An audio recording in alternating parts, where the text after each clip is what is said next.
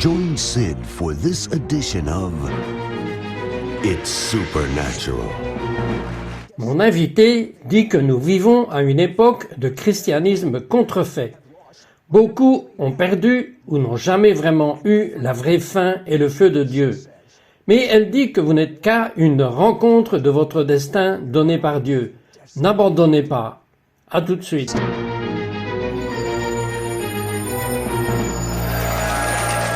Bienvenue Saint-Esprit. Moïse, Josué, Caleb, David avaient la gloire de l'assignation à comparaître en tant comme juif traditionnel. Cette même gloire m'a sauvé et m'a donné quelque chose que je ne savais pas que c'était possible, une connaissance expérientielle possible de Dieu. Et cette même gloire est dans ce studio maintenant et vous donnera cette même expérience de la connaissance de Dieu. Mon invitée, Lydia Merrill, a été élevée dans une église du centre-ville où elle a vu la puissance de Dieu. Elle a vu des prostituées et des ivrognes tomber dans l'église, et le pasteur, son grand-père, priait pour elle. Et elle a vu beaucoup de personnes instantanément délivrées de la dépendance, guéries et sauvées. Mais même avec cette démonstration de la puissance de Dieu, à un si jeune âge, Lydia a combattu ce que beaucoup d'entre vous combattent en ce moment, la peur. Et elle avait désespérément besoin de sa propre rencontre avec Dieu. Mais à 11 ans, Lydia, que s'est-il passé? Si je vous dis la vérité, j'ai grandi dans une famille si merveilleuse, une famille pentecôtiste. Mon grand-père était le pasteur et nous avons vu Dieu agir de manière puissante. Mon grand-père a souvent fait des miracles quand j'étais une petite fille. Mais vous savez, l'Église est devenue froide et dure et religieuse. Je dis souvent que la religion, c'est quand vous pensez que vous pouvez continuer à voir l'Église sans Dieu. Il ne se passait rien de réel dans la pièce. Les vies n'étaient pas transformées. Et pour être honnête avec vous, nous avons eu une éruption de péché dans l'Église de la part des mêmes personnes qui chantaient les chants. Ils ont reçu leur offrande de $2. Ils écoutaient prétendument les messages et ils étaient, vous savez, au nom de Jésus, Amen. Mais rien de réel, rien de transactionnel avec Dieu. Ce qui se passait dans leur vie, il n'y avait aucune corrélation entre le dimanche et ce qui se passait le reste de la semaine dans leur vie. Et nous sommes devenus si morts et si secs. J'ai remarqué que les autels sur lesquels nous avions l'habitude de prier quand j'étais une très petite fille, nous avions des services alternés avec des gens priant et criant après Dieu, vous savez, demandant à Dieu de les rencontrer, et ils se levaient. Et là, vous voyez la gloire de Dieu sur leur visage, mais les autels se sont juste arrêtés. Il n'y avait plus de vraies prières, il n'y avait plus de vrai attendre après le Seigneur, ça n'arrivait plus. Et à ce moment, un ami de mon père, un ami pasteur, a dit à mon père, « Il y a ce réveil qui a éclaté à Pensacola, en Floride, à l'Assemblée de Dieu de Brownsville. Tu dois aller vérifier. » Et il a dit, les gens tremblent sous la puissance de Dieu. Et il y a toutes ces choses surnaturelles folles. Et mon père a dit, je ne traverserai même pas la rue pour voir cela. Il voulait quelque chose de réel. Et son ami a dit qu'à ce stade, le réveil ne faisait que se dérouler depuis quelques mois et environ 5000 personnes ont été totalement transformées par la puissance de Jésus. Et papa a dit ceci. Je dois voir cela. Et nous sommes allés à Brownsville pour la toute première fois. Dites-moi brièvement, et cette peur que vous avez combattue, je ne m'en suis même pas rendu compte à l'époque, mais c'était une malédiction générationnelle de peur sur ma vie. Je fais partie de la 3e génération de prédicateurs pentecôtistes. Quand j'étais une petite fille, tout le monde dans ma famille prêchait, tout le monde prophétisait, conduisait l'adoration, montait sur la plateforme, tout le monde pouvait chanter ou jouer quelque chose. J'étais l'enfant qui se cachait derrière le banc. Et je tremblais juste. Et si, je me souviens que quand j'étais toute petite fille, je restais dans ma chambre et je disais au Seigneur, « Je sais que tu m'as appelé, je sais que tu as quelque chose pour ma vie, mais je ne peux pas faire ça. Je ne veux pas que tu me lâches, mais je ne veux pas faire ce que tu m'as appelé à faire. » J'étais tellement paralysé que je ne voulais rien avoir à faire avec ça. Mais la première nuit où nous sommes allés à Brownsville, nous n'avions jamais rencontré personne dans ce bâtiment. Personne ne savait qui nous étions. Et quand le pasteur Steve Hill a fait l'appel à l'autel, nous avons vu 1 millier de personnes donner sa vie à Jésus, juste comme ça. Puis il a dit, Je veux prier pour chaque nouveau visiteur. Si vous voulez une touche fraîche de Dieu, et honnêtement, Sid, le service durait maintenant depuis 3h30, 4 heures, et j'avais environ 11 ans. Je fêtais juste mon 12e anniversaire. Mon petit frère Philippe avait 8 ans et ma mère en avait fini avec nous. Nous étions tous épuisés. Et mon père a dit, « Bien, je vais descendre recevoir la prière. Je vais juste descendre tout seul. Et maman, tu peux emmener les enfants. » Maman a dit, « Oui, je vais juste rester avec les enfants. » Mon père a fait 3 pas dans l'allée du sanctuaire et il s'est retourné. Et il a dit, « Non, nous sommes venus en famille. Nous recevrons la prière en famille. » Nous ne pensions pas que c'était génial. Nous étions ennuyés, mais c'était la phrase qui nous a préparés pour le plus grand changement de vie que nous avions déjà vécu. Quand nous sommes arrivés à cet hôtel, le pasteur Steve Hill a fait un discours d'ordre ménager. Vous savez, ne laissez personne prier pour vous qui ne fait pas partie de l'équipe de prière. Il ne nous connaissait pas du tout. Il s'est retourné, il a dit à mon père, il a dit, « Monsieur, l'onction pleut sur vous et votre famille. » Et mon père a dit, « Ok, vous savez comme pour dire, « Oh mon Dieu, qu'est-ce qui se passe ?» Je pensais, « Oh mon Dieu, ce fou nous crie dessus maintenant. » C'était fou. Mais il s'est retourné et il a dit, « Non, j'ai dit que l'onction pleuvait. » Et il est venu en courant de la plateforme mettre ses mains sur mon visage. Il a dit, « Sœur, l'onction est partout dans votre vie et c'est ce qui va vous porter. » Et immédiatement, la lourde gloire de Dieu est venue sur moi.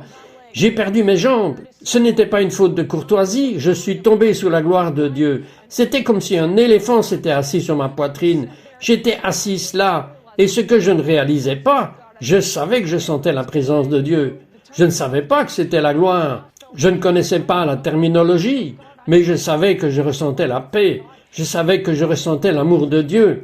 Et j'ai réalisé que Dieu extrayait cette peur de ma vie quand je me suis levé. 3 générations quand je me suis relevé, ce n'était rien pour moi de prêcher, de prophétiser, de diriger le culte. J'étais totalement, complètement transformé. Les gens qui me connaissaient ne pouvaient pas croire à quel point j'étais libéré. Vous savez, je veux voir si vous avez peur de chanter. 3 générations de peur, son plus grand cadeau. Le diable lui avait mis cette peur et elle ne pouvait même pas marcher. Prouvez-moi que vous pouvez chanter. Release the fullness of your spirit, Shekinah glory come. La gloire est venue. Ok, dans votre tout nouveau livre, vous parlez d'une phrase « Attention à l'écart ». Expliquez. Sid, je suis tellement béni d'avoir été élevé en allant au réveil de Bronzeville. J'ai eu la chance d'être le chef de louange du réveil de la baie, mais j'ai réalisé que j'étais arrivé à un point de ma vie où j'ai réalisé que je devais avoir une définition biblique du réveil, pas seulement quelque chose d'expérientiel. J'ai besoin de quelque chose du livre parce que tout le monde n'a pas pu aller à Pensacola. Je dois avoir quelque chose de la parole écrite de Dieu. Vous savez, j'ai épousé un Anglais et donc Nathan et moi étions à Londres et nous attendions que le métro arrive. Nous étions dans le métro attendant le train. Le train s'est arrêté et une petite voix informatisée a dit « S'il vous plaît, faites attention à l'écart entre le train et le quai. » Quand j'ai entendu cette voix, j'ai réalisé que Dieu commençait à me parler et j'ai réalisé que c'est maintenant ma définition. Dieu, quand le réveil vient, Dieu se montre par son esprit pour combler le fossé entre mon expérience quotidienne et ce que je vois écrit dans le livre des Actes. Un vrai revivaliste va se soucier du fossé. Que faisons-nous? Nous appelons les gens à crier dans la prière pour que Dieu réduise la distance entre nos démonstrations quotidiennes et ce que nous voyons écrit dans le livre des Actes. Le livre des Actes n'est pas la ligne à suivre réelle de l'Église primitive.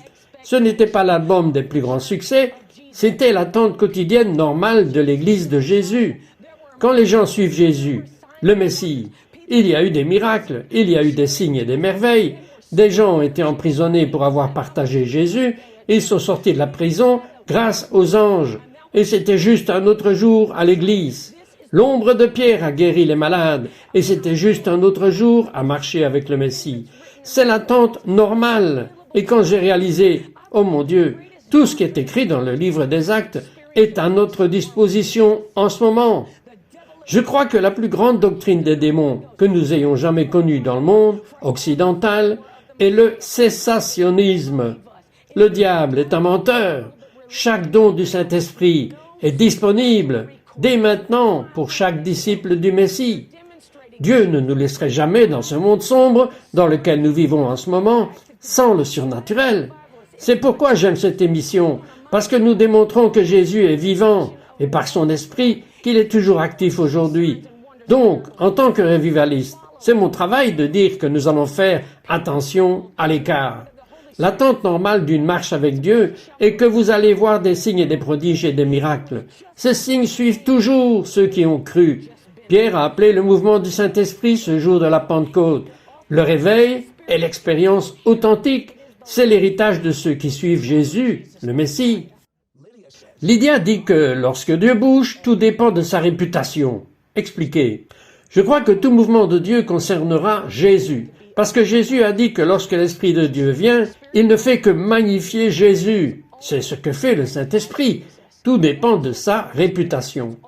Dieu a dit à Moïse et à Aaron, « Quand vous bénissez les gens, vous allez mettre mon nom, ma réputation sur eux. » Il a dit, « Je suis gracieux, je suis compatissant, je suis lent à la colère et riche en bonté. » Il a dit, « Je vais élever mon visage vers toi et je vais mettre mon nom sur toi. » Cite, « Quand j'ai levé les yeux, j'étais dans le psaume 149, juste en train d'étudier, et j'ai fait une étude de mots.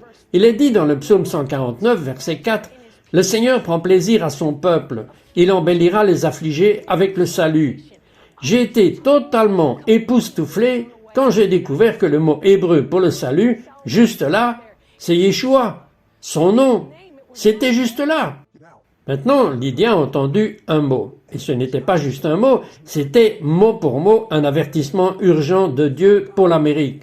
Elle a littéralement tremblé quand elle a entendu ce mot. Je veux dire, et si c'était comme dicté? Et vous allez trembler aussi. Nous revenons tout de suite. We will be right back to It's Supernatural.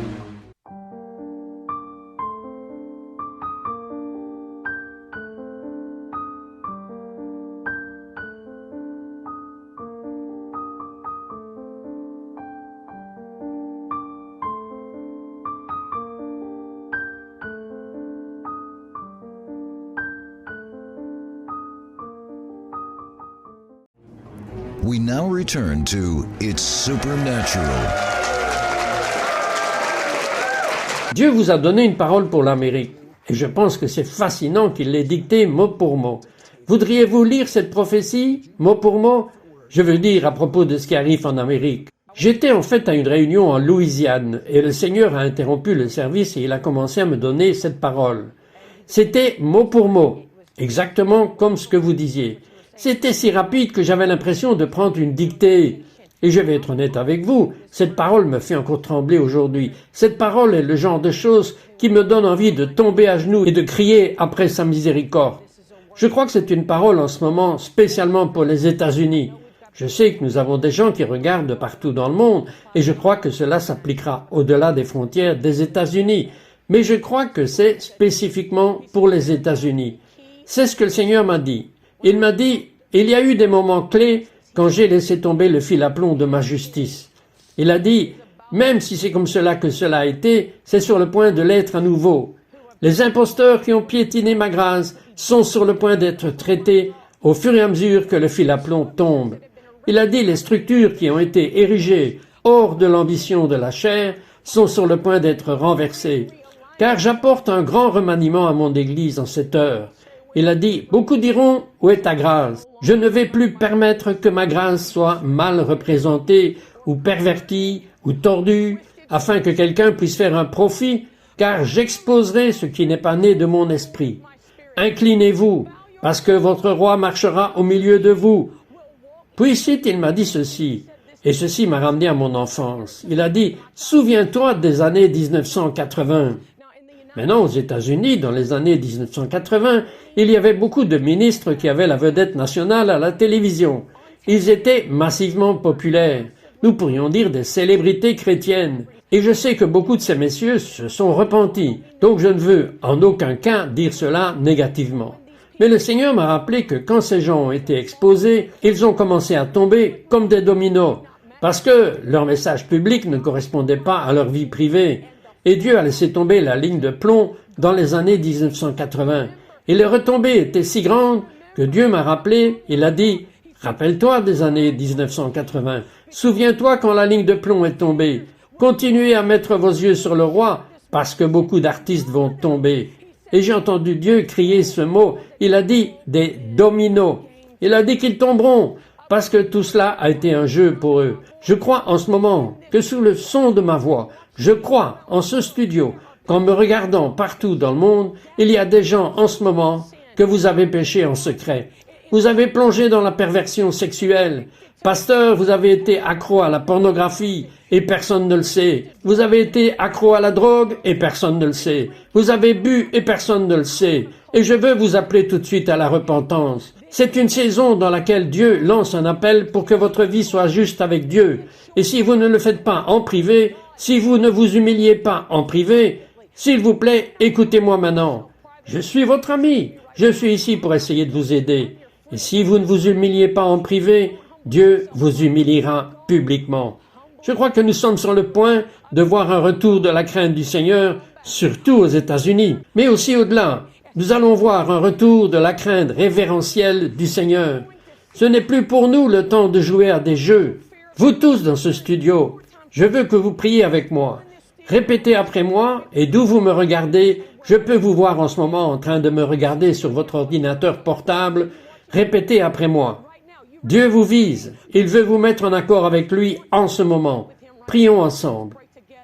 Père Dieu, Father God, au nom de Jésus, in the name of Jesus, je viens à toi maintenant to you right now, et je me repens. It, and I repent. J'ai donné ma vie my life, I lay down my life à tes pieds. at your feet. Je me rends. render I surrender. Je te dis, to you. I say to you, j'ai été un pécheur. I've been a sinner. Je t'ai blessé. You, I've hurt you. J'ai blessé les autres I've hurt others. et je me suis blessé moi-même. Hurt myself. Je te demande maintenant, And I ask you right lave-moi dans ton sang. blood, now, wash me in your blood. Pardonne-moi mon péché. and Forgive me of my sins. Je reçois ton sacrifice sacrifice I receive your sacrifice pour ma vie in my life. et je te demande, sois mon sauveur, Lead me, Savior, sois mon Seigneur et sois mon meilleur ami. my very come Viens vivre ta vie à travers moi. live your life. Au nom de Jésus. in name. In Jesus' name. Amen et Amen. Amen. Il ne nous reste que quelques minutes, mais vous enseignez sur la puissance de la louange. Et je crois que le pouvoir de la louange va inverser les circonstances de votre vie, alors que cela semble impossible. Je crois que la puissance de la louange va vous libérer. Pourriez-vous enseigner juste pour un instant comment louer Dieu? Oui, j'aimerais le faire. Vous savez, la louange est l'une des armes les plus négligées dans l'arsenal du croyant. La vérité est que la plupart d'entre nous attendent que nos circonstances changent ou attendent d'en avoir envie. Nous attendons d'être d'humeur.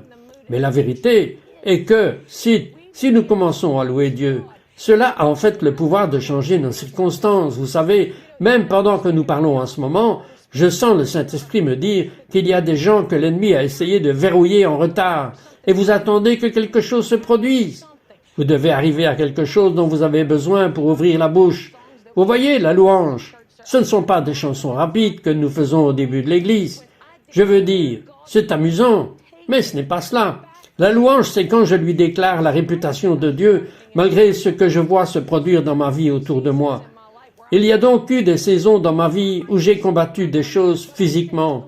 J'étais peut-être malade dans mon corps, mais je disais au Seigneur, « Tu es Jéhovah Rapha, tu es le Seigneur qui guérit toutes les maladies, et je te loue qu'il n'y a pas une cellule de cancer, il n'y a pas de virus, il n'y a pas une maladie dans l'infirmité qui puisse gâcher ma vie, parce que je te loue.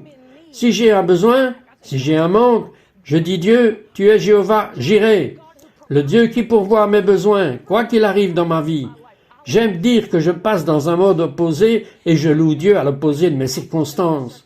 Et cite, maintes et maintes fois, j'ai vu Dieu agir et briser le pouvoir de mes circonstances et le changer à travers mes louanges. Louez Dieu. En ce moment, Dieu, je te loue que tu sauves les gens, alors même que nous avons parlé de la conviction. Je te loue que tu es le sauveur, tu es le Dieu guérisseur. Il y a des gens en ce moment qui ont besoin de conseils et de direction. Je te remercie que tu es le Seigneur, notre berger. Tu nous conduis et nous guides dans toutes les vérités par ton esprit. Je te loue que tu publies des instructions prophétiques divines en ce moment, Dieu. Je te remercie de guérir les gens en ce moment. Tu es le guérisseur. Et je te félicite de dissoudre le sérum du cancer. Chaque cellule se dissout maintenant au nom de Jésus, parce que tu es le guérisseur. Je te remercie que tu es le Seigneur de la percée et que tu libères la percée en ce moment sur toutes les voies. Tu es le disjoncteur, tu es le Seigneur qui monte à la tête et tu libères cela en ce moment. Nous te félicitons de l'avoir fait. Tu es celui qui fait ces choses pour nous. Tu es le créateur de la façon dont tu es le faiseur de miracles. Tu libères des miracles à travers les voies aériennes en ce moment même dans ce studio. Tu touches ton peuple. Nous te remercions de l'avoir fait au nom de Jésus. Alléluia. Maintenant, ça c'est une louange. Come on.